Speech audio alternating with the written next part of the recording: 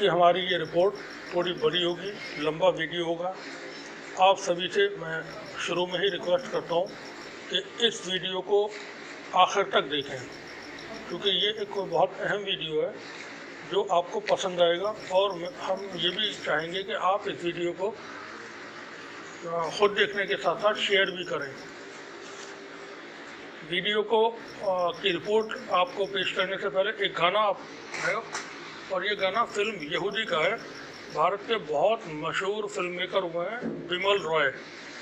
बिमल रॉय ने ये फिल्म बनाई थी, और फिल्म में जो मुख्य कलाकार थे उसमें सौरभ मोदी, ये पारसी थे, बहुत बड़े एक्टर, डायरेक्टर, प्रोड्यूसर, राइटर हुए हैं भारत के।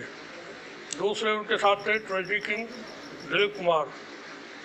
तीसरे उनके साथ थी ट्रेजिडी क्वीन मीना कुमारी। और चौथे जो बहुत अहम कैरेक्टर था वो था नाज़र हुसैन का। तो इस फिल्म का एक गाना आपको सुनवाते हैं, उसके बाद हम अपनी रिपोर्ट शुरू करेंगे। पहले सुनिए गाना। गाना पूरा नहीं होगा, थोड़ा सा है, लेकिन ये फिल्म के गाने को हम क्यों सुनाना चाहते हैं ये आपको बाद में बताएंगे। तो गाना सुने पहले आप।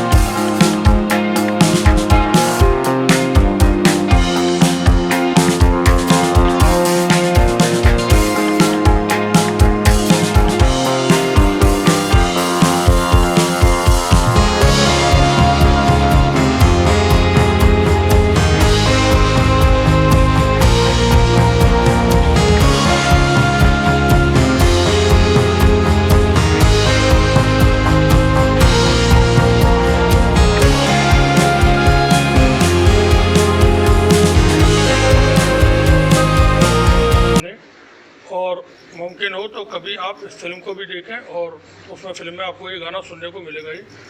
फिल्म बहुत शानदार है, गाना बहुत अच्छा है। अब आते हैं हम आज की अपनी रिपोर्ट पर। इंसानों ने इस ज़मीन पर जो इंसान है, उन्होंने अपने समाज को कभी भी इंसानों का समाज बनाने के लिए कोई ख़ास कोशिशें नहीं की हैं। जिस ढर्रे में वो जी रहे होते हैं उसी में जीते चले आते हैं, और उस पर वो गर्व करते हैं, और उनको बहुत ज़्यादा इस पर खुशी होती है। और बहुत सारे लोग हमारे समाज में मिलेंगे जो बात बात पर गर्व करते हैं। उनको अपनी जाति पर गर्व होता है, अपने खूबसूरत रंग होने पर, अगर वो गोरे हैं तो उस पर गर्व होता है, अगर उनके पास पैसा होता है तो पैसे पे गर्व होता है। तो तरह तरह के गर्व महसूस करने वाली प्रजातियों के लोग इस दुनिया में मौजूद हैं। अब ये जो दुनिया है ये कब बनी, इसका कोई जानकारी आज तक किसी के पास नहीं है।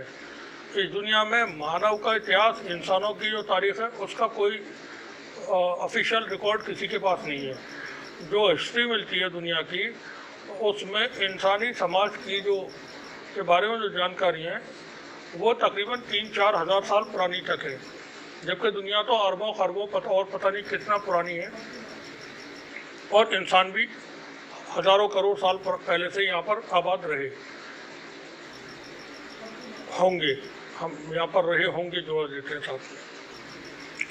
और चूँकि ये दुनिया पहले जब वजूद में आई थी तो वो ओवल शेप में थी, और फिर आगे चल के उसमें बहुत सारी चीज़ें होती रहीं, और फिर बिखरते हुए ये ज़मीन टुकड़ों में बह कर के जो ज़मीन के अंदर चीज़ें होती हैं उनके ज़रिए, जैसे वॉल्केनो एरप्शन है और समंदर की लहरें हैं, उनके प्रेशर से स्कल्पचरिंग ऑफ अर्थ ज़मीन के अंदर चट्टानों का टूटना फूटना शिफ्ट होना, उसकी वजह से जो चीज़ें होती हैं तो वो फिर दुनिया बह करके खत्ते हो गए उसके, और मुल्कों में फिर बाद में आगे चल के बने, रीजन्स कह सकते हैं उसको। इंसानों का जो समाज है वो अब से पहले भी, हज़ारों साल पहले भी बहुत खौफनाक, बहुत डरावना और बहुत बेशर्म रहा है, और बहुत कुख्यात खूंखार लोग यहाँ पर रहे हैं। इस तरह के लोग हुआ करते थे कि वो किसी भी चीज़ को ताकत के ज़ोर पे हासिल कर लेना और उसको फिर अपने लिए इस्तेमाल करना। और ये जो ट्रेंड था ये आगे बढ़ता रहा, चलता रहा, और जो ताकतवर, चालाक, जालिम, मक्कार और कई किस्म के लोग थे, उन्होंने शुरू ही से दुनिया में चीज़ों पे अपने कब्जे बना के रखे और फिर उससे दौलतमंद हुए। आगे चल के पूरी तरह से दुनिया, जब ये जिसको हम कह सकते हैं सिविल सोसाइटी, जब इंसानों ने आबादियों में रहना शुरू किया और फिर धीरे धीरे वो शिक्षित होना शुरू हुए, तालीम हासिल करना शुरू की उन्होंने, और इस दौरान वैज्ञानिक आविष्कार होते रहे और उससे बहुत सारी चीज़ें वजूद में आती रही। उस दौरान जो ताकतवर समाज था उसकी हुकूमत कायम रही, उसकी सत्ता कायम रही, और वो इस समाज पर राज करते रहे। तो हमारा जो समाज है वो शुरू ही से ताकतवर लोगों का समाज है। आम आदमी की इसमें कभी कोई अहमियत नहीं रही है और कभी नहीं होगी। आम आदमी शरीफ है, नेक है, ईमानदार है, भला है, सब कुछ है, उसके सामने तारीफ होती है, और उसके बाद में उसके लिए कोई गुंजाइश हमारे जालिम समाज में नहीं हुआ करती है। जालिम समाज में सिर्फ अहमियत दी जाती है ताकतवर लोगों को, और वो ताकत उसके पास जो है वो कैसे है, और वो इंसान जिसको अहमियत दी जा रही है, इज्जत दी जा रही है, वो एक बुरा इंसान है ये मालूम होते हुए भी उसको इज्जत दी जाती है। यही चूँकि तौर तरीके समाज के रहे हैं। पहले लोग दूसरों की पत्नियों को, दूसरों की महिलाओं को काबू कर लिया करते थे, उन पे कब्जे कर लेते थे, और वो उनको अपने साथ में जबरन अपनी ताकत के जोर पे रखा करते थे।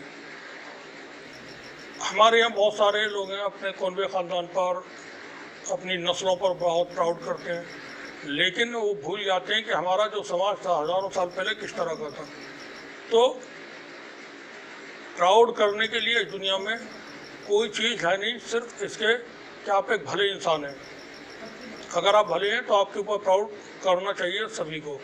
ताकतवर लोगों के ऊपर या जो बुरे लोग हैं उनकी ताकत को देख करके, उनकी दौलत को देख करके उनको भला नहीं कहा जा सकता है।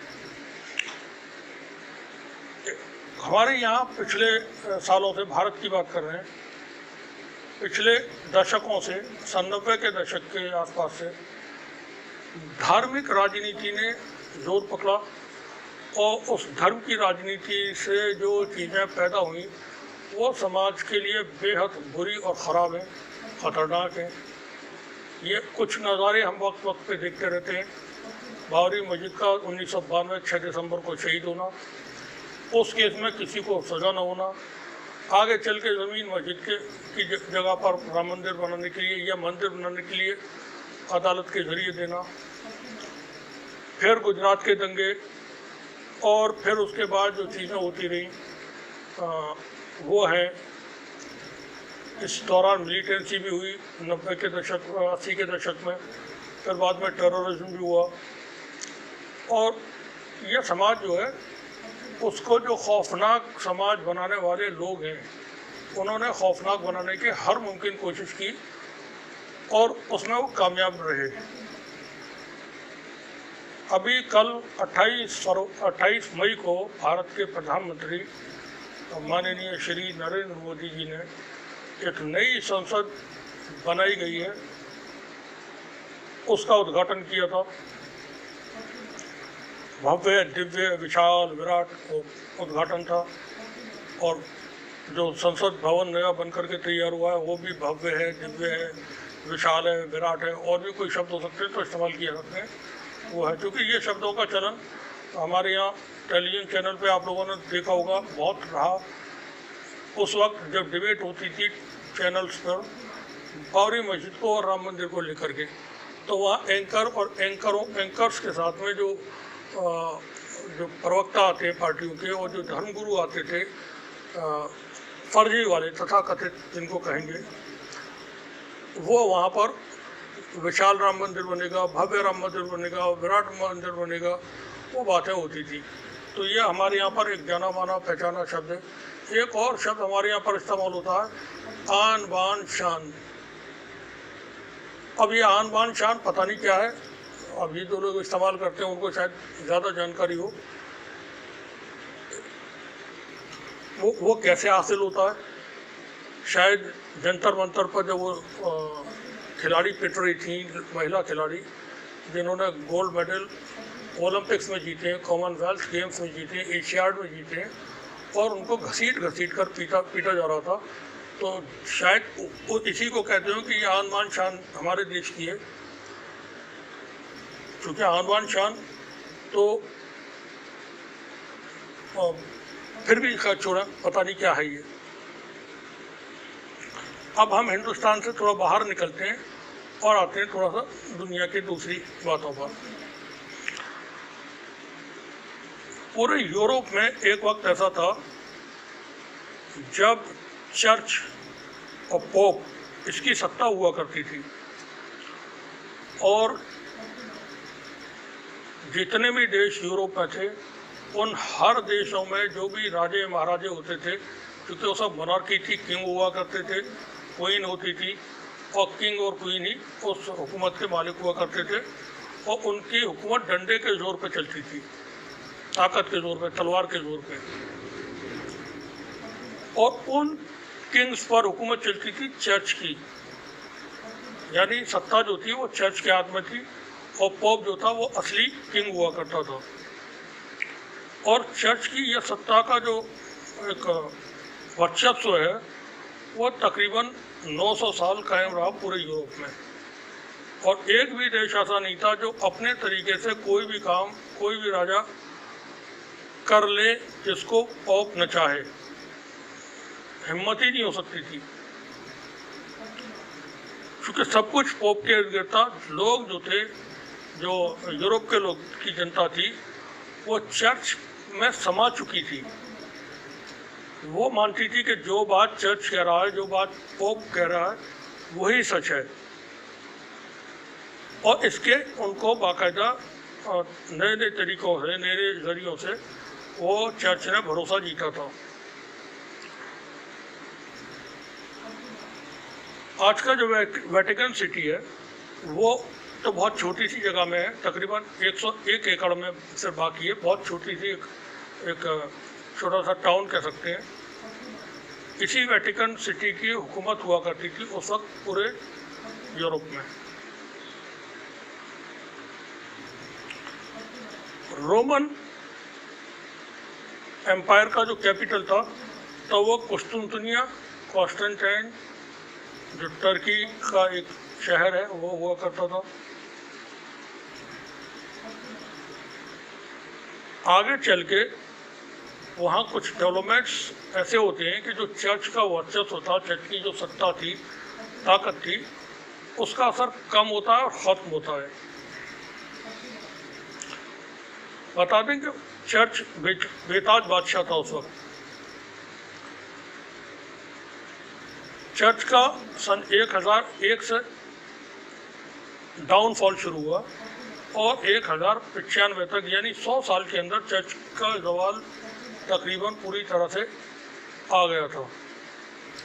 अब इसके आने की क्या वजहें थी? एक तो थी जंगे सलीबी जंगें जिनको बोलते हैं क्रूसेडर्स वॉर, और दूसरे थे चर्च के जरिए बेचे जाने वाले जन्नत के टिकट।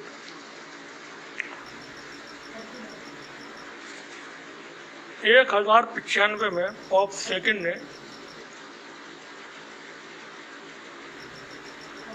क्रूसेडर्स वॉर का ऐलान किया,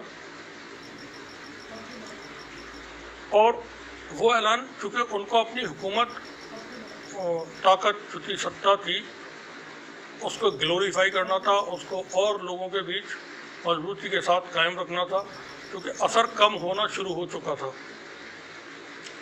अब चर्च को फिक्र थी तो उसने क्रूसेडर्स वॉर जो थी, जो फ़लस्तीन पे कब्जे के लिए थी, उसकी शुरुआत कर दी और शुरू में उनको इन जंगों में कामयाबी मिली।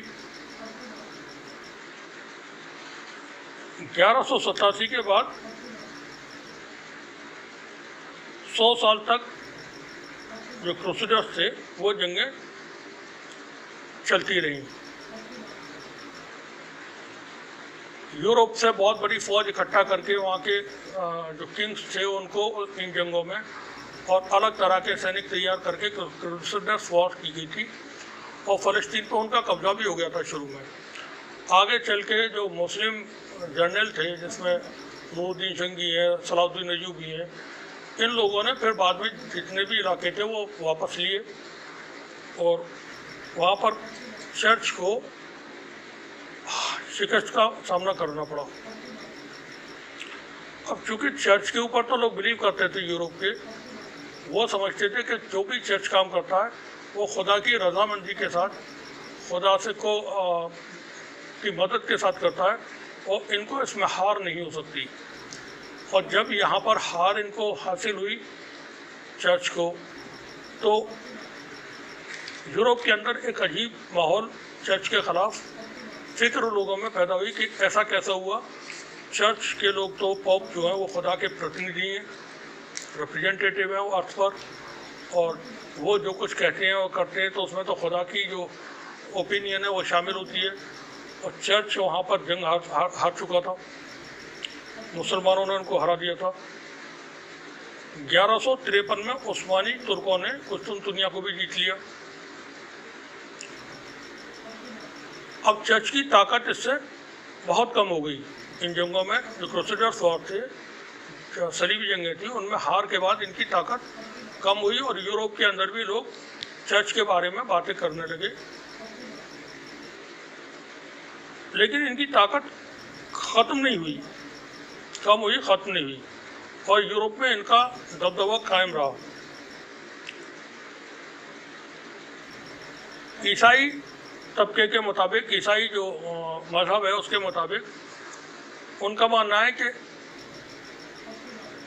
अल्लाह ने इंसानों को पवित्र करने के बाद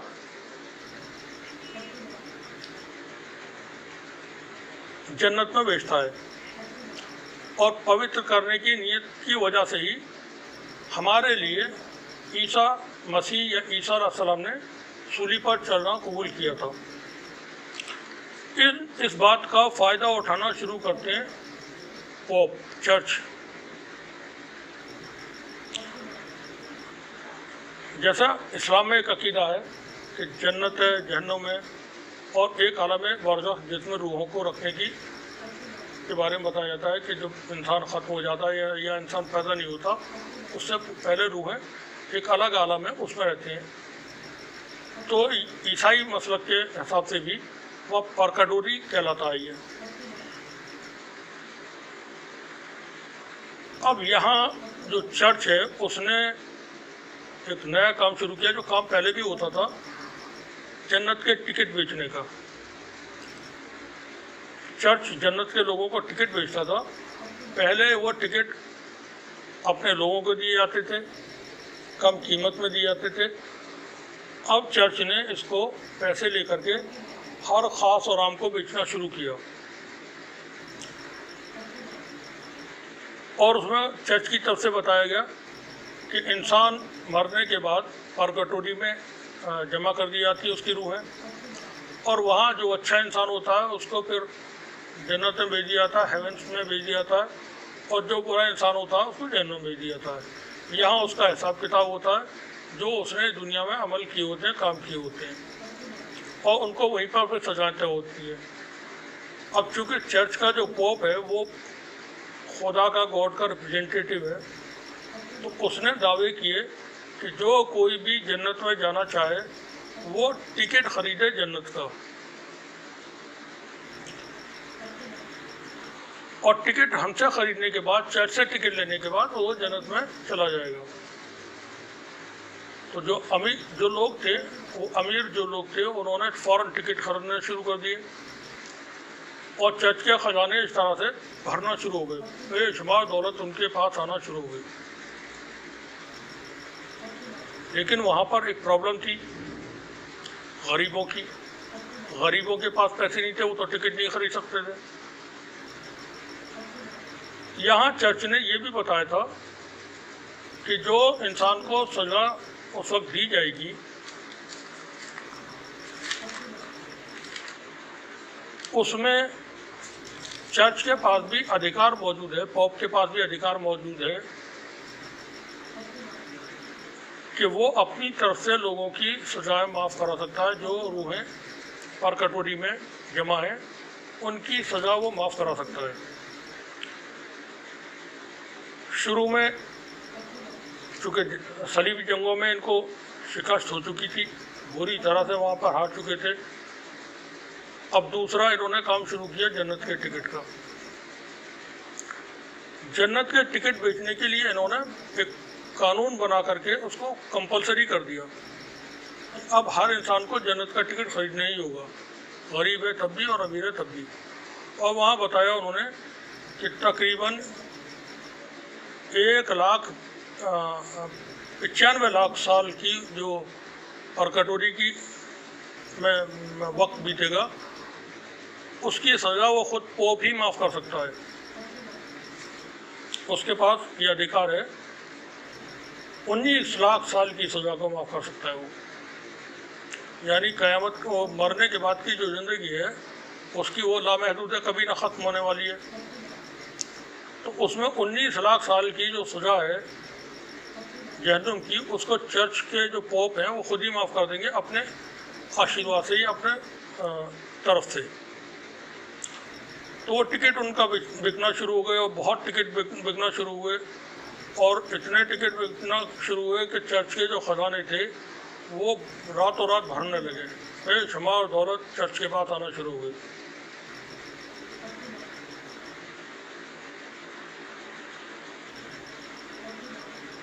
इंसान जो कुछ कर रहा होता है तो वो बहुत बार दूसरों के बताए हुए तरीके पर ही करता है। और ये मज़हब का एक तरीका है कि वो वहाँ पर लिबर्टी ख़त्म कर देता है कि आप अपने तरीके से कह नहीं सकते, सोच नहीं सकते, सुन भी नहीं सकते। जो धर्म का जानकार बता रहा है आपको, सिर्फ वही सच है, उसके अलावा आप नहीं सोचेंगे कुछ भी। तो ये जन्नत के जो टिकट बेचने का सिलसिला शुरू हुआ था, वो चर्च की ताकत बढ़ा रहा था। चर्च के पास दौलत जमा हो रही थी, बहुत ज़्यादा दौलत शुरू आ गई थी। इसी दौरान चर्च ने एक काम और किया। उसने अरस्तु, सोक्रात, प्लेटो, जो बड़े फिलासफर्स थे, उनकी किताबों के कुछ पार्ट्स हैं, वो पार्ट्स के अलावा पुर्जे हों, कुछ भी था, उनको सबको जलवा दिया। इन सबको ख़त्म कर दो और ये अधर्मी चीज़ें हैं। यानी जो कुछ पोप के ज़रिए कहा गया है वही धर्म है।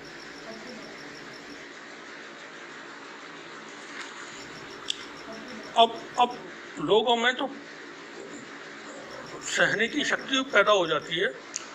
कोई भी एक चीज़ का जब एक प्रक्रिया में आ जाती है लंबे वक्त के लिए, तो फिर लोग आदी हो जाते हैं और वो जानते हुए भी, कभी कभार जानते हुए भी कि ये गलत है, फिर भी उस पर काम करते रहते हैं, अमल करते रहते हैं कि चलो अब जैसा है वैसा ही सब कुछ ठीक है और कुछ तब्दील होने वाला, कुछ बदलने वाला नहीं है।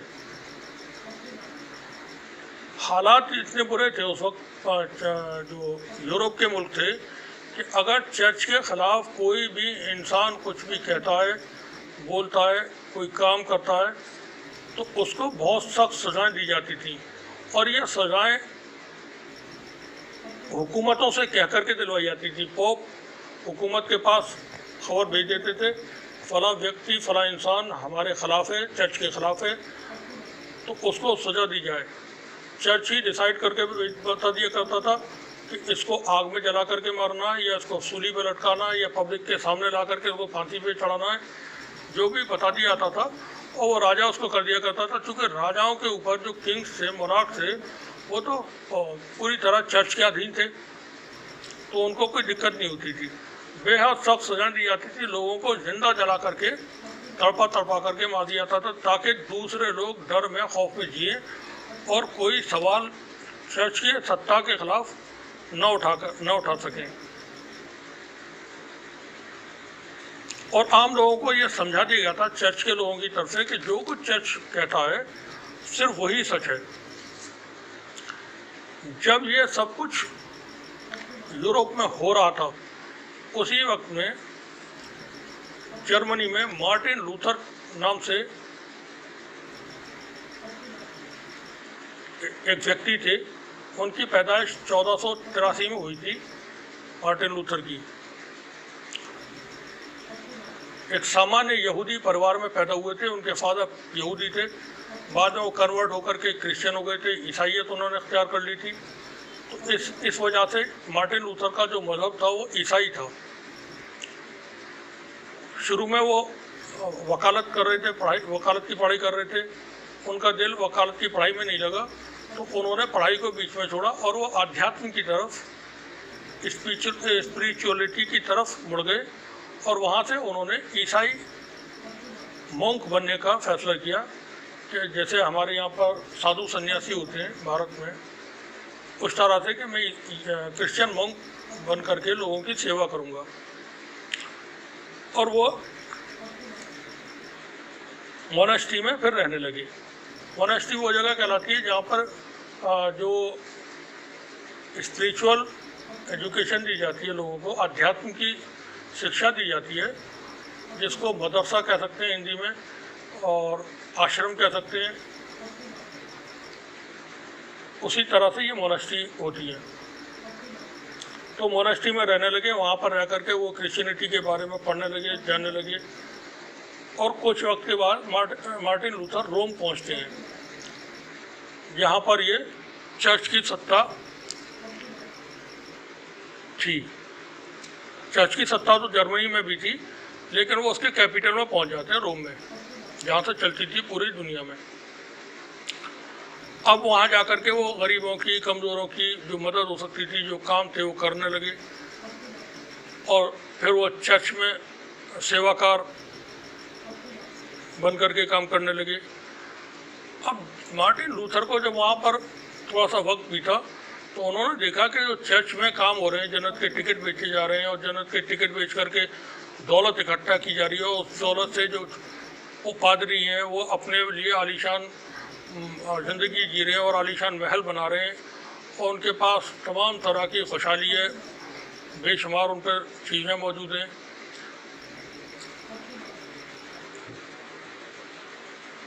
ये सब कुछ देखने के बाद वो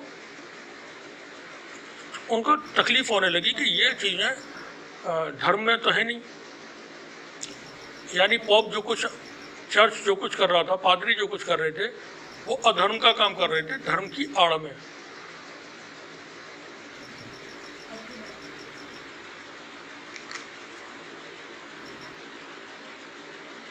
इसी दौरान पॉप ने रोम में सेंट पीटरबर्ग के नाम से एक बहुत भव्य, दिव्य, विशाल, विराट एक इमारत बनाने का तय किया। संत पीटरबर्ग जो है वो ईसा अलैहिस्सलाम के करीबी साथियों में से एक साथी माने जाते हैं। उनके नाम पर एक बहुत बड़ा सा इमारत बनाना थी। इसके लिए जन्नत के टिकटों को ज़्यादा से ज़्यादा बेचना शुरू किया गया। मार्टिन लूथर को ये चीज़ें चुभ रही थी, वो सेटिस्फाई नहीं हो पा रहे थे खुद से और जो चर्च कर रहा था उससे। तो उन्होंने वहाँ बोलना शुरू किया। शुरू में शिकायतें की कि ये जो कर रहे हैं आप ठीक नहीं कर रहे हैं, ऐसा जो कर रहे हैं ये ठीक नहीं कर रहे हैं। अब ये शिकायतें जब पोप के पास पहुँचना शुरू हुई, तो फिर पोप के कान खड़े हुए। मार्टिन लूथर को बताया गया, बुला करके समझाया गया उनको, डराया गया कि आपको कोई हक नहीं है इसमें बोलने का, आप खामोशी से अपना काम करते रहिए, बीच में दखल मत दीजिए। ये सब कुछ होता रहा, मार्टिन लूथर परेशान होते रहे। बाद में वो रोम से फिर जर्मनी वापस आ जाते हैं और जर्मनी आने के बाद उन्होंने चर्च की सत्ता को सीधे सीधे चैलेंज कर दिया और लोगों को बताना शुरू किया कि जो कुछ चर्च के जरिए किया जाता है वो नहीं है जो बाइबल कहती है। यानी धर्म जो है, धर्म किताब है ईसाइयों की, उसमें जो ईसा अलैहिस्सलाम की टीचिंग्स है वो अलग है और जो चर्च कर रहा है, पादरी कर रहे हैं, बता रहे हैं, वो उसके बिल्कुल मुखालिफ है, अपोजिट है। मार्टिन लूथर ने इसको लेकर के लोगों को समझाना शुरू किया, बताना शुरू किया कि चर्च जो कर रहा है ऐसा बाइबल में कहीं नहीं लिखा गया है। ईसा ने कहीं भी इस बारे में नहीं कहा है कि इस तरह से चीज़ें होंगी, जन्नत के टिकट बेचे जाएं, पैसा इकट्ठा किया जाए।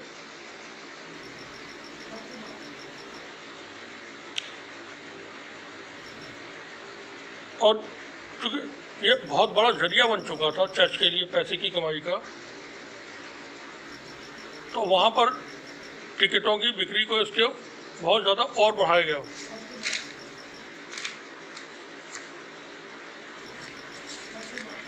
लूथर ये सब कुछ देख रहे थे, विरोध कर रहे थे, जर्मनी में वापस आ चुके थे, चर्च उनके खिलाफ खड़ा हो चुका था, चर्च के लिए वो एक अपने दुश्मन की तरह थे।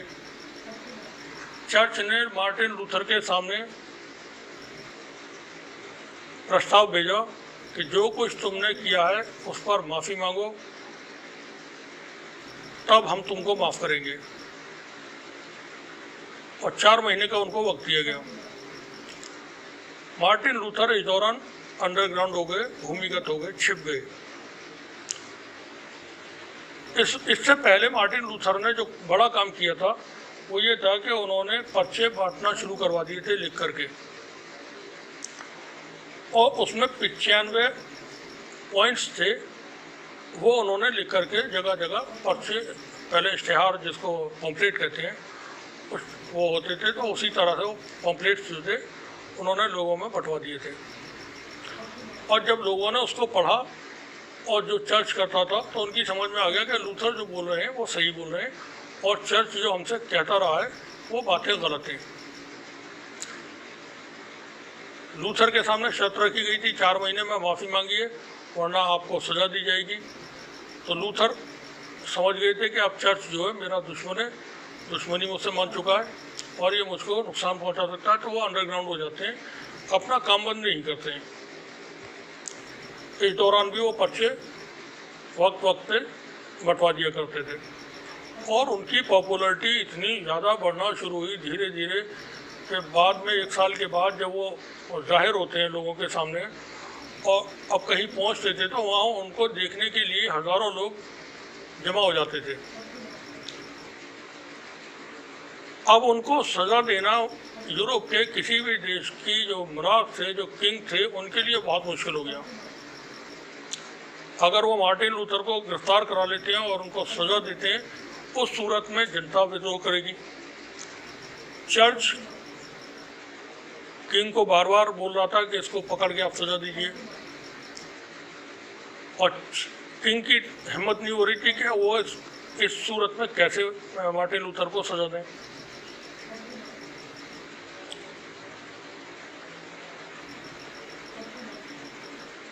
अब प्रॉब्लम होती है, किंग बुलाते हैं मार्टिन लूथर को नेगोशिएशन के लिए, बातचीत करने के लिए। वो महल में पहुंचते हैं, राजा से, किंग से आमने सामने बात होती है। किंग उनसे कहता है कि आप इससे माफ़ी मांग लें चर्च से और आपको माफ़ी दे दी जाएगी और ये मसला यहीं पे ख़त्म हो जाएगा और आप चर्च के कामों में दखल देना बंद कर दें। इस पर मार्टिन लूथर किंग ने जो वहाँ पर जवाब दिए वो समझने की कोशिश करें कि वो शख्स कितना बहादुर और अपने खुदा पर भरोसा करने वाला रहा होगा। उन्होंने राजा को, जो किंग था, जिसके सामने बोलने की हिम्मत नहीं हो सकती थी किसी आम आदमी की, उसके सामने साफ मना कर दिया कि मैंने जो कहा है, मैं जो कहता रहा हूँ, मैं जो कह रहा हूँ, उस पर माफ़ी नहीं मांगूंगा। चर्च जो कुछ कर रहा है वो गलत कर रहा है, ये धर्म का हिस्सा नहीं है चर्च के किए जाने वाले काम। और बाइबल में ऐसा कहीं नहीं है जैसा चर्च काम करता है। अब चूँकि किंग की बात वहाँ पर चली नहीं और किंग के सामने मजबूरी ये थी कि वो सज़ा भी नहीं दे सकता है। मार्टिन लूथर अपना पक्ष वहाँ रखते हैं और चले आते हैं वापस। जो चर्च है, अब चर्च भी यहाँ पर बहुत मुश्किलों में है कि वो अब करे क्या। मार्टिन लूथर ने उनकी बात नहीं सुनी, राजा की बात नहीं सुनी, अब इनको किस तरह से काबू किया जाए।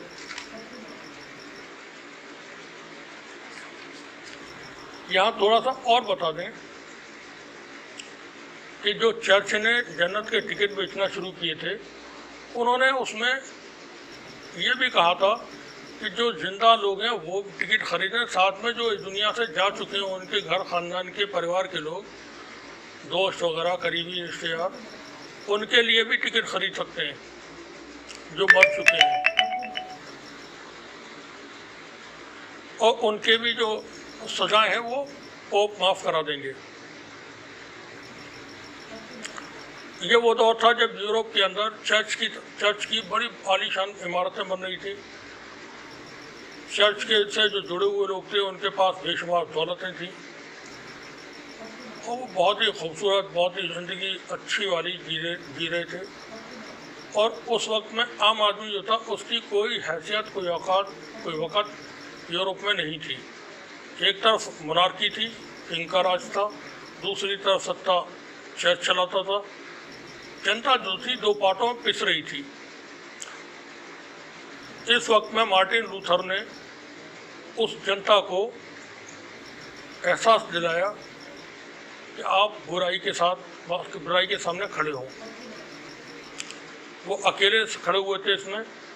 चर्च के जो टिकट बेचे जा रहे थे जन्नत के, यहाँ तक उन्होंने लोगों को उकसाया अपना टिकट बेचने के लिए कि जब कोई इंसान चर्च के ख़जाने में एक पैसा भी डालता है, वो पैसा जा कर के उसमें नीचे गिरता है और वो खनक की आवाज़ जब होती है और वो चलता है अपनी जगह पर, हो सकता है टीन वगैरह, लोहे की किसी चीज़ या फौलाद वगैरह की किसी चीज़ से, वो उनके बॉक्सेस, कलेक्शन बॉक्सेस जो बनाए गए थे टिकट के लिए, पैसे जमा करने के लिए वो रहे होंगे।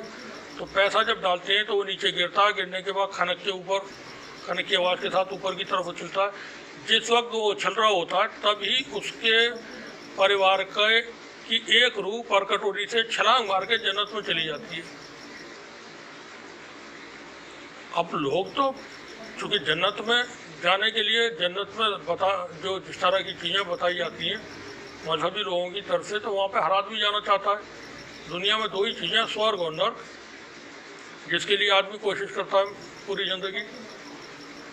किसी भी धर्म का हो, किसी भी मजहब का हो, उससे पूछें आप कहाँ जाना चाहेंगे मरने के बाद, स्वर्ग में या नरक में, तो कहेंगे स्वर्ग में।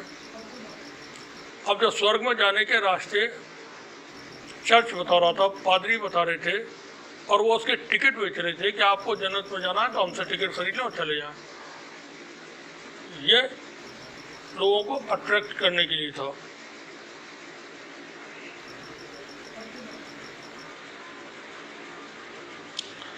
अब चर्च भी बेबस हो चुका था लूथर के सामने। लूथर के जो फॉलोअर्स थे उनकी तादाद जर्मनी से बाहर अब और देशों में फैलने लगी और वो बहुत ज़्यादा हो गए।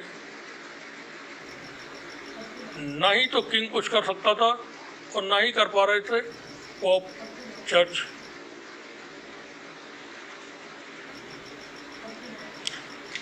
लूथर को मज़ा चखाने के लिए अभी भी वो हर मुमकिन कोशिश में थे पादरी कि किसी तरह से इसको मदद दिखाया जाए। तो उन्होंने लूथर की लिखी हुई किताबें, लूथर के लिखे हुए जो पॉम्पलेट्स वगैरह थे और कोई चीज़ें थीं, उन सबको पूरे यूरोप से जमा करा के घर घर से तलाशी करा के उसको निकलवाया और उसको जला दिया।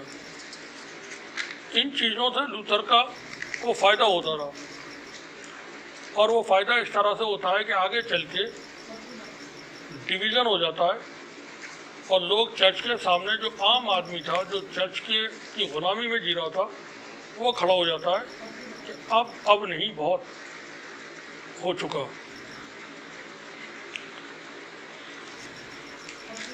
और फिर आगे चल के उसी में से जो लूथर के फॉलोअर्स थे वो बाइबल पर आधारित एक सच्चा ईसाई मजहब जो जैसा कि वो था उस तरीके से उसको फॉलो करना शुरू करते हैं और पोप का जो धर्म था उसको वो नकार देते हैं और वो लोग कहलाते हैं प्रोटेस्टेंट।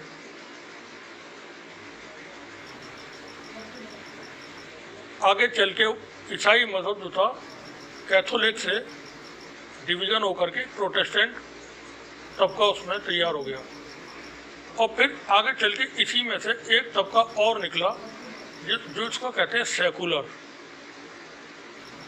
जो अपनी ज़िंदगी किसी धार्मिक मान्यताओं के साथ जीना चाहता है, जिए, नहीं जीना चाहता न जिए, उसको बोलने का हक हो और तमाम चीज़ें। ये मार्टिन लूथर अकेले थे जिनकी वजह से दुनिया में ये रेवोल्यूशन आया और वो प्रोटेस्टेंट एक अलग से तबका तैयार हुआ। बता दें कि मार्टिन लूथर की जो पैदाइश थी 1483 में हुई थी जर्मनी में और उनका जो इंतकाल है, मौत है, वो 1546 में हुआ था। प्रोटेस्टेंट जो ईसाई थे उन्होंने चर्च की सत्ता को पूरी तरह से नकार दिया था।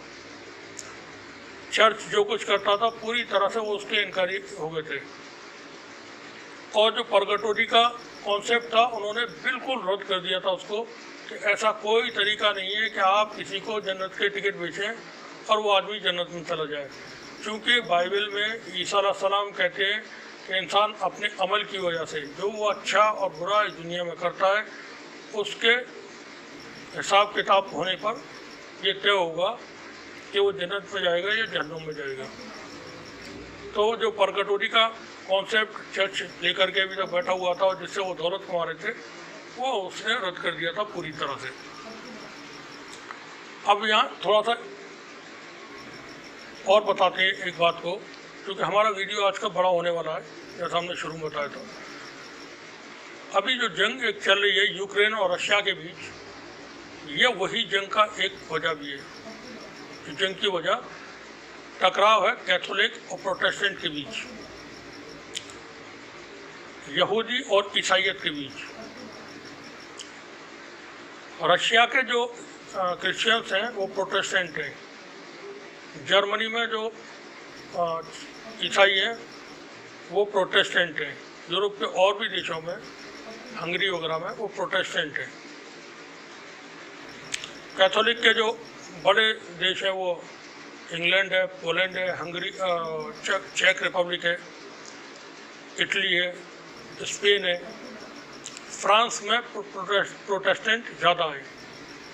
तो यूक्रेन की जंग में भी आप जब गौर करेंगे तो पाएंगे कि वो कैथोलिक और प्रोटेस्टेंट की जंग हो रही है और प्रोटेस्टेंट और यहूदियों की जंग हो रही है, क्योंकि कैथोलिक जो है, कैथोलिक क्रिश्चियंस, वो बहुत करीब हैं यहूदी मजहब के लोगों के साथ, क्लब किए हुए हैं वो, जबकि प्रोटेस्टेंट का यहूदियों से नहीं बनता है। हिटलर के वक्त में जो यहूदियों को यातनाएं दी गई, उनके कत्ल किए गए और उनके ऊपर जुल्म किए गए, वहाँ भी यही एलिमेंट शामिल था। धर्म की जो सत्ता है वो इंसान को जालिम बना देती है। अब वो धर्म की सत्ता कोई राजा पे हावी हो या किसी धर्म के धर्म गुरुओं पर हावी हो, वो इंसान को जालिम बना देती है। हमारे यहाँ कल 28 मई को भारत के माननीय प्रधानमंत्री नरेंद्र मोदी ने भारत में एक नई संसद बनी है, उस संसद का उद्घाटन किया। उसमें तमाम धार्मिक गुरु थे और धार्मिक जो रीति रिवाज हैं उसके हिसाब से पूजा पाठ हवन कुरान की शायद तिलावत भी किसी मौलाना ने की थी उसके साथ। अब क्रिश्चियन कोई था नहीं था, मुझे नहीं मालूम, वो हुई थी और बहुत भव्य दिव्य विशाल विराट संसद बनी है। उसमें प्रधानमंत्री मोदी का ग्रैंड वेलकम, भव्य वेलकम वहाँ पर हुआ। मोदी के नारे वहाँ लगाए गए। वहाँ पर प्रधानमंत्री ने जो धर्म गुरुओं थे उनके सामने लेट करके उनसे आशीर्वाद भी लिया, उनके बिल्कुल पैरों में जाकर के लेट गए थे, आशीर्वाद लिया। इसकी तस्वीरें सोशल मीडिया पे हम भी इस रिपोर्ट के साथ वो तस्वीर दिखाएंगे। और वहाँ पर वो एक हाथ में छड़ी, अभी ये छड़ी की खोज हुई है हाल फिलहाल में। अपनी ज़िंदगी में इसके बारे में मुझे निजी तौर पर नहीं मालूम था। संगोल कोई स्टिक है और वो क्या है मुझे जानकारी नहीं थी। हमारे यहाँ भारत ऐसा देश है जहाँ पर आप साइकिल वाले की दुकान पर बैठ जाएं और वहाँ बात शुरू कर दें किसी बीमारी की, तो साइकिल में पंक्चर लगाने वाला मैकेनिक वो हर बीमारी का इलाज वहाँ बता देगा। आप किसी पान वाली की दुकान पर पहुँच जाएं और वहाँ बात करने लगे अरब के देशों में जो कुछ हुआ उस राजनीति की, या अभी तुर्की के चुनाव कल होकर ख़त्म हुए उसके बारे में, या अमेरिका और रूस के बारे में, तो वो यहाँ के चुनाव यूनिवर्स तक का सब कुछ बता देगा। बड़े ज्ञानी हमारे यहाँ पर लोग, हजारों करोड़ों सालों से यहाँ पर ज्ञानी है। हमारे प्रधानमंत्री मोदी ने भी बताया था कि हमारे यहाँ दुनिया में जब सर्जरी नहीं थी तब भी हमारे यहाँ सर्जरी हुई थी, और उन्होंने उसका उल्लेख किया था भगवान गणेश को जो हाथी का सर लगा हुआ है उसको लेकर के। हमारे यहाँ बताते हैं हमारे बहुत सारे महापुरुष, बहुत जो ज्ञानी लोग हैं, कि हज़ारों साल पहले भारत के पास मिसाइल टेक्नोलॉजी थी, इंटरनेट था। पढ़े लिखे लोग बताते हैं, अवैज्ञानिक नहीं, जो अनपढ़ नहीं है। अवैज्ञानिक गलत, अनपढ़ लोग नहीं है जो बताने वाले हैं, पढ़े लिखे प्रोफेसर्स भी उसमें, यूनिवर्सिटी के वाइस चांसलर और चांसलर वगैरह भी होते हैं, राज्यों के गवर्नर भी होते हैं। वो बताते हैं कि हज़ारों साल पहले हमारे यहाँ, कई हज़ार साल पहले हमारे यहाँ पर फाइटर जेट थे, फाइटर प्लेन थे और न्यूक्लियर मिसाइल्स थे वगैरह वगैरह। वो रामायण काल युग हो, एक दूसरे उनका हवाला दे करके ऐसी बातें बताते हैं। सच्ची होंगी जब वो कहते हैं, क्योंकि धर्म के ख़िलाफ़ बोलना, धर्म के ख़िलाफ़ कोई बात करना, जैसा हमने अभी रिपोर्ट में पहले बताया, वहाँ लोग बर्दाश्त नहीं कर पाते हैं। अगर मैं किसी गैर मज़हब के बारे में, अपने मज़हब के अलावा कोई बात कहूँगा तो दूसरे धर्म के लोग मेरे ऊपर चढ़ बैठेंगे। मैं अपने के बारे में कोई बात बोलूँगा तो वो मेरे मज़हब के लोग भी चढ़ बैठेंगे, बोलने भी नहीं देते, कहना सुनना तो दूर की बात है। और जो ताकतवर लोग हैं उनके पास में इतनी ताकत होती है कि प्रधानमंत्री संसद के अंदर संतों के पैरों में लेटे रहे और वो हाथ में स्टिक लेकर के राजदंड, जिसका नाम है राज, और दूसरा उसमें इसको हम जब संधि विकसित करेंगे तो राज और दंड, यानी राज जो चलेगा वो दंड के आधार पर चलेगा। यह चलना चाहिए, समावेश से नहीं, आपसी प्यार मोहब्बत से नहीं, भाईचारे से नहीं, राज चलेगा दंड से। वो दंड कल दिया जा रहा था जंतर मंतर पर उन पहलवानों को जिन्होंने ओलंपिक्स में, एशियाड में, कॉमनवेल्थ गेम्स में और नेशनल में मेडल्स जीते हैं। कोई भी स्पोर्ट्समैन है, बहुत मेहनत करनी पड़ती है तब कुछ अचीव कर पाता है। और वो खिलाड़ी वहाँ पर कल गिरा गिरा कर घसीट कर उनको पिटाइयाँ हो रही थी।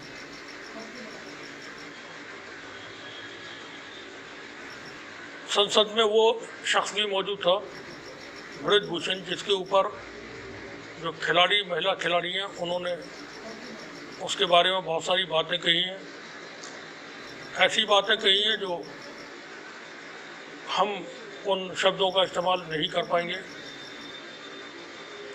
एक वीडियो सोशल मीडिया पर बहुत वायरल है, मैं उसका यहाँ पर रेफरेंस देना चाहूँगा, जिक्र करना चाहूँगा। जब ये लोग, जो खिलाड़ी लोग हैं, वो मेडल्स जीत करके आते हैं, प्रधानमंत्री उनको अपने यहाँ बुलाते हैं, वहाँ भी भव्य दिव्य विशाल विराट उनका वेलकम होता है। मतलब निजी तौर पर यहाँ पर अननेसेसरी है, लेकिन फिर भी कुछ शब्दों से चिढ़ होने लगी है, घृणा हो गई है, नफरत सी। खैर, प्रधानमंत्री जी मुस्कुरा कहते हैं, हाँ विनेश, तू तो मेरे ही परिवार की है। आपने देखा होगा वीडियो, हम दिखाने की कोशिश करेंगे आखिर में। अब वो अपने परिवार की उनकी बेटी है विनेश फोगाट। कल जंतर मंतर पर उस विनेश फोगाट को दिल्ली पुलिस ने घसीट के पीटा है। अब प्रधानमंत्री के साथ में वो शख्स मौजूद था संसद में, जिसके ऊपर तमाम तरह के आरोप विनेश फोगाट और उनके साथी दोस्तों ने लगाए हैं। प्रधानमंत्री अपने परिवार की बेटी के साथ हुए जुल्मों पर भी खामोश हैं। अपनी परिवार की बेटियां उनकी इंसाफ मांग रही हैं और 30 दिन हो चुके हैं, सुनवाई नहीं है उनकी। उनके अपने परिवार की, चूँकि वो खुद बता रहे हैं, इसलिए यहाँ पर बात हो रही है कि विनेश तो मेरे ही परिवार की है। जब वो अपने परिवार की रक्षा नहीं कर पा रहे हैं, तो देश की रक्षा, संविधान की रक्षा, संसद की रक्षा या नेशनल जो हार्मोनी है, जो भारत का एसेट है, जो ताकत है भारत की, उसकी रक्षा कैसे कर पाएंगे? यह करने की कोशिश करेंगे। एक सांसद प्रधानमंत्री के सामने कोई अहमियत नहीं रखता है, लेकिन अहमियत रखती है सत्ता। 2024 के चुनाव होने, ब्रजभूषण का उत्तर प्रदेश में शायद असर होगा, हमें पहले नहीं पता था ये इतने ताकतवर है। अब जब से खबरों में आए हैं, तब से इनके बारे में बहुत सारी चीज़ें जानकारी में आई है। राजदंड, वो जो प्रधानमंत्री के हाथ में एक चमकीला लाठी आपने देखी होगी, उसका नाम है। उसके बारे में नेशनल मीडिया पर बहुत बात हो रही है। बड़े बड़े उसके जो जानकार हैं वो सामने आए हैं। कोई 6 साल पुराना अपनी कविता पाठ करते हुए सोशल मीडिया पर वीडियो डाल रहा है कि मैंने क्या कहा था 6 साल पहले इस अमूल्य राजदंड के लिए। वो बता रहे कविता में उसमें गुणगान करते हुए। 2 साल पहले भारत में कोरोना फैला था। कोरोना शब्द का नाम इस दुनिया में कोरोना के आने से पहले कभी किसी ने नहीं सुना था। कोई नहीं जानता था कोरोना नाम की कोई बीमारी है, आएगी और लोगों को इस तरह से इफेक्ट करेगी और इतनी मौतें होंगी और ये हाल उससे होगा। कोरोना आता है, पूरी दुनिया में उसने तबाही मचाई। जगह जगह पे मुल्कों में सैकड़ों, लाखों, करोड़ों लोगों की मौतें हुई। भारत में भी उस कोरोना का असर हुआ। यहाँ भी लोग भागते रहे। गुजरात से पैदल चल दिए बिहार के और बंगाल के लिए। लॉकडाउन हो चुका था कोरोना के वक्त में, जबकि किसी को 4 महीने पहले, 5 महीने पहले, 3 महीने पहले कोरोना शब्द नहीं मालूम था।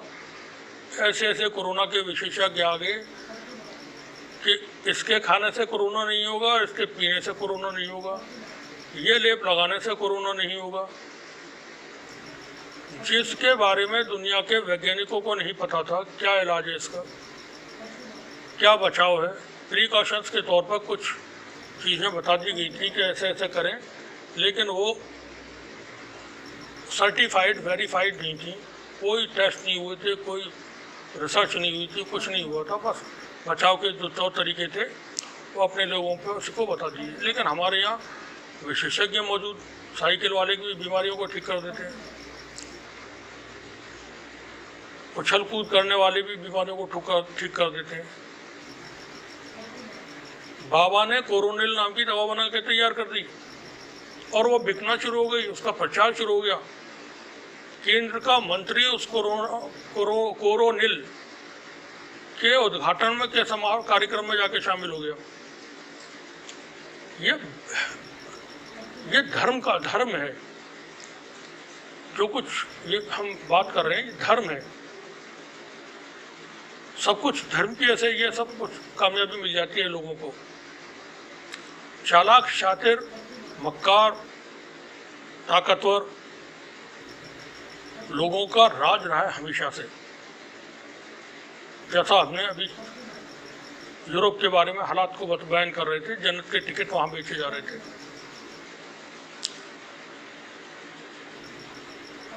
कोरोना के वक्त में तालियां बजवाई लोगों से, थालियां बजवाई, नारे लगवाए, गो कोरोना गो। जैसे कोरोना कोई घर में पाला हुआ डॉगी है। तो टॉमी कम इन, टॉमी सिट डाउन हुआ, लोगों ने उसको एंजॉय किया और उनकी तारीफें हो रही थी। बड़े बड़े महान लोग, भारत रत्न सचिन तेंदुलकर ताली बजा रहे हैं, थाली बजा रहे हैं। एक वो फर्जी महानायक, वो थालियां बजा रहा है, वहाँ पर लाइट हो रही है। एक आदमी के कहने पर पूरा देश जो है बेवकूफ़ बना हुआ था। ताली बजाओ, थाली बजाओ। धर्म की सत्ता का यही रूप होता है। और राज जो है वह दंड के आधार पर होते हैं। तो डंडा जो है, जिसको राजदंड बताया जा रहा है, हम उसको डंडा भी कह सकते हैं, लाठी भी कह सकते हैं। गांव देहात में कहावत है, लट कलेक्टर, या लाठी से भूती भागते हैं। लोगों को देखना होगा, समझना होगा, तय करना होगा। वैसे तो धर्म का जहाँ वर्चस्व हो जाता है, वहाँ लोगों की सूझबूझ खत्म हो जाती है। क्योंकि मजहब का पहला काम यही है कि वो अंधेरे एक सुरंग में ले जाकर के छोड़ देना, जहाँ इंसान देख नहीं सकता, सुन नहीं सकता, कह नहीं सकता। सिर्फ वो फॉलो करेगा जो उसको आदेश दिया जाएगा। ये मजहब का एक नेचुरल रूप है। धर्म की सत्ता को आप चैलेंज नहीं कर सकते हैं। किसी की हिम्मत थी आशाराम को 10 साल पहले चैलेंज करने की? किसी की हिम्मत थी निर्मल बाबा को चैलेंज करने की? भारत के मौजूदा प्रधानमंत्री, भारत के पूर्व प्रधानमंत्री, भारत के पूर्व गृह मंत्री आशाराम के मंच में जाते थे। भारत के प्रधानमंत्री, मौजूदा प्रधानमंत्री कहते थे, बापूजी के पास आकर के मुझे बहुत अद्भुत पता नहीं क्या मिलती है। बापूजी का हाल मालूम करना चाहिए उन्हें कि किस हाल में, जेल में 8-9 साल से। धर्म की सत्ता, धर्म का रूप स्वरूप बहुत खतरनाक होते हैं। जन्नत के टिकट बिकवाते हैं।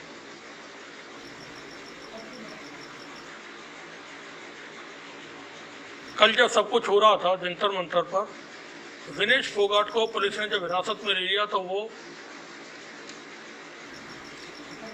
बस में बैठी हुई है, उदास है, परेशान है। आईटी सेल ने मुस्कुराते हुए उसकी तस्वीर डाल करके जिताने की कोशिश की कि देखें ये तो खुश है। बेहद बेशर्म किस्म के लोग हैं, उनको शर्म नहीं आती। तुम हो कौन?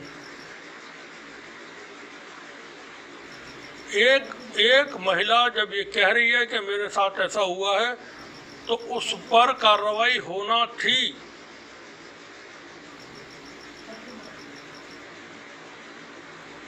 कोई गुंजाइश नहीं बचनी चाहिए उसमें। और फिर आप कहते हैं कि हमें गर्व होता है हमारी संस्कृति पर, हमारी इस चीज़ पर हमको गर्व होता है, बात बात पे गर्व होता है। तो ये गर्व करने वाली जो प्रजाति है ये सड़ी हुई प्रजाति है, बेशर्म लोग हैं ये।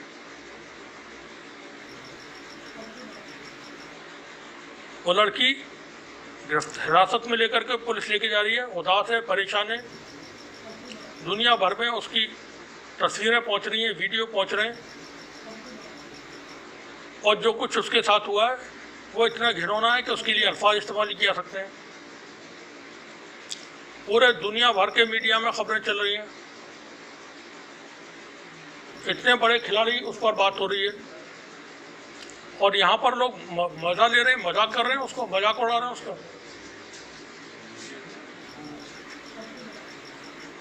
जब वो जारी होती है बस में तो कहती है नया भारत आपको मुबारक हो, आपको भी मुबारक हो, जन्नत के टिकट भी आप खरीदें, जन्नत में जाए सब लोग, मजा लें। हुकूमत तो जोर पे चलेगी, चलती है हमेशा। पाकिस्तान में देखें आप, इमरान खान 70 साल की उम्र है, 70 साल में से साढ़े 68 साल की ज़िंदगी में उस पर कभी कोई मुकदमा कायम नहीं हुआ। पिछले 14 महीने के अंदर 160 से ऊपर मुकदमे कायम हुए। अमेरिका, यूके और पाकिस्तान की सेना इमरान खान को हुकूमत में नहीं चाहते थे, आज उसको हुकूमत से बाहर कर दिया।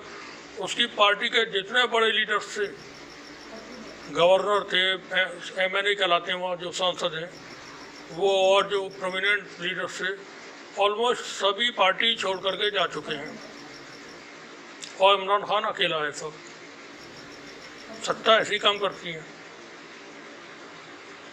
ताकत ऐसे ही काम करती है। राज जब दंड देने पे आता है तो फिर वो मनमानी होती है। वहाँ इंसाफ, कानून, अदालत, संविधान, संसद रहती नहीं, लाठी के जोर पे हुकूमत चलती है। नया भारत मुबारक हो, राजदंड सबको मुबारक हो, दंड भी मुबारक हो। शुक्रिया आपका, बने रहिए हमारे साथ, देखते रहिए TC न्यूज़।